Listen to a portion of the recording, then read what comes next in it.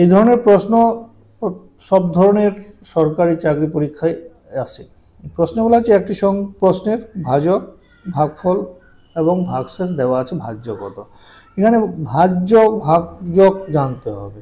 তো এখানে ভাজক দেওয়া আছে 51, তবে যেটা দিয়ে আমরা ভাগ করি, মানে যেটা দিয়ে ভাগ করা হচ্ছে, মানে যাকে যাকে দেওয়া হচ্ছে ধরে নিতে হবে।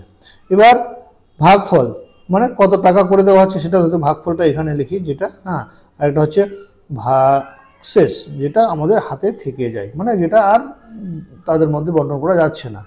এবার বলছি ভাজ্য কত, তাহলে এইটা আমাদের বার করতে হবে। এই তো ভাজ্য বার করার ফর্মুলা হয়ে গেল, যেটা জানি আমরা, যে ভাজক গুণ ভাগফল। তাহলে এই ভাজক আর ভাগফলটাকে গুণ করে নেব। এই যে ভাজক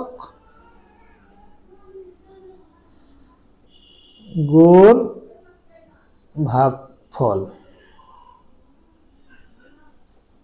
তো এই দুটা গুণ করে নিই, সাথে যোগ করতে হবে ভাগশেষ যেটা বেঁচে আছে, তাহলে এটা গুণ করে নিই। এটা 51 লিখলাম, 16 লিখলাম, তাহলে 16 একে 16, 1, 16 5 80 আর 1 81, তাহলে থাকতে পড়লে